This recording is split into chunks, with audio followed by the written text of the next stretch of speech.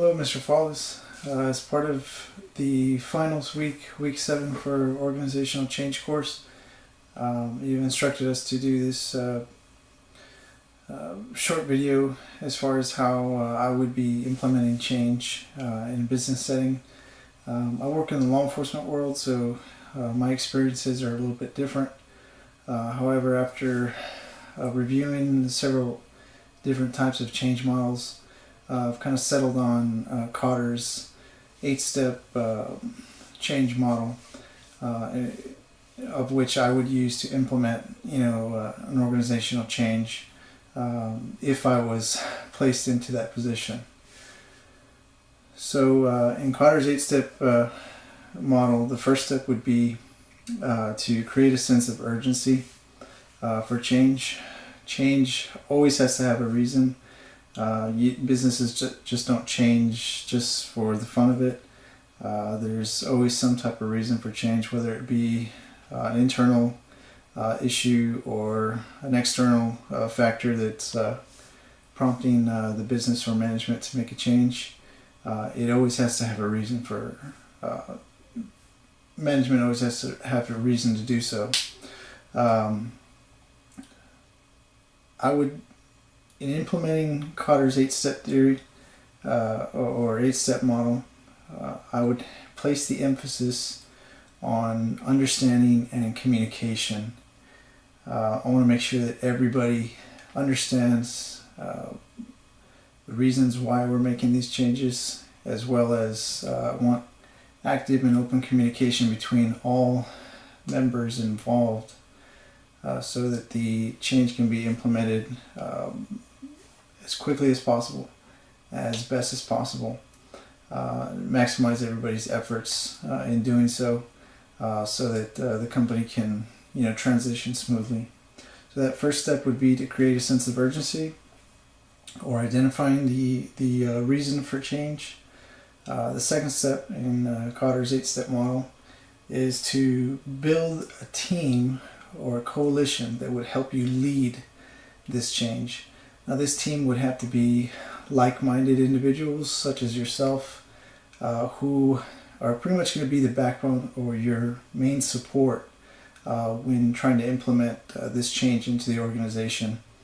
The third step would be to form a strategic vision and initiatives. In this third step, you would basically be like the pre-planning phase, drawing out your direct plan or your immediate plan for the change to be implemented. Now, this would have to come after you have already compiled data for the reasons for your change. So you would have to think that this plan would be broken down, in multiple steps in order to effectively communicate to your team of individuals how you're going to implement this change. And it would have to be easily understandable to them, so that they won't have too much objection to the model that you're presenting to them. The fourth step would be to enlist a volunteer army. Basically, there is strength in numbers. You can't get this done by yourself, especially if you work at a large corporation.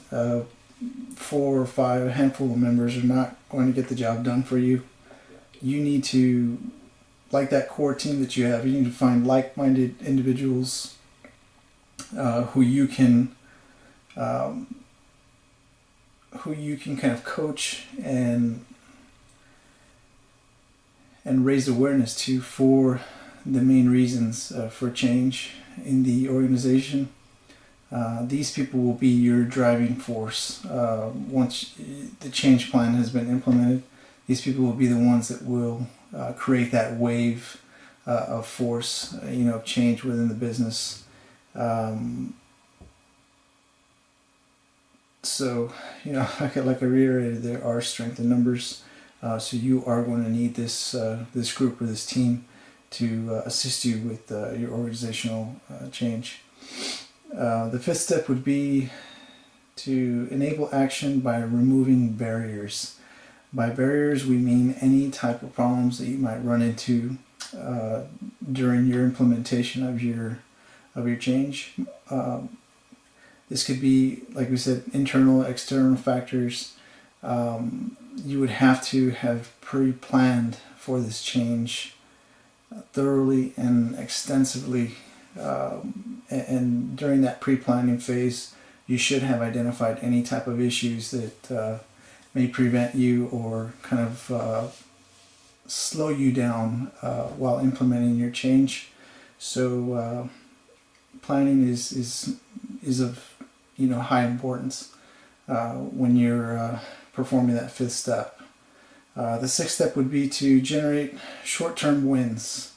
You would do this by crunching numbers, data analysis. Any little short or incremental wins during your implementation of your plan is a plus for you. It helps you understand that you are winning, in your actions, and when you add up every short or small win, that translates into larger scale win in the long run. The seventh step would be to sustain acceleration. Once you're going, you don't want to stop. Okay, once you're successful, you definitely do not stop. You do not let up. You do not let complacency sit in and kind of ruin, the latter part of your implementation of change. You need to go from step 1 to step 8 in totality. You can't skip any steps. So that seventh step would be not to stop once your model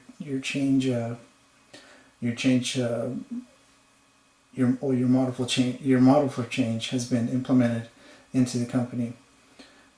The last and final step would be to institute change. This is where your change becomes a norm at the business. While you're doing this, it's a good time to, while you have the support from your coworkers and other employees of the business, it's a good time to look and plan for the future through new hiring, through coaching, mentoring, and preparing for any type of future changes. This would be the time to do it. Once your previous plan has become the norm at the business, it'd be a good time to plan for future changes, and also develop like an initial change model that's actually successful and that you have data to back that success up. You'd probably be considered for larger and higher positions, because your successes in your change. So that basically sums up Kotter's 8-step model for change. I found this, like I said, beneficial to businesses of all types. My specific history being in law enforcement, or my specific employment being in law enforcement, I feel that there are several ways that I could implement this model into that type of organization or that type of system. And believe it or not, I have used Kotter's 8-step theory or 8-step model, as well as other systems of change, while I've been in charge of a small group of individuals, 5 detectives that I manage directly. So I want to thank you for your time. Thank you for the course. Appreciate the knowledge that has been passed along to myself and classmates. And if, like I said, just to reiterate, if I were to be in charge of implementing change in an organization, this would be the model that I would follow. Thank you.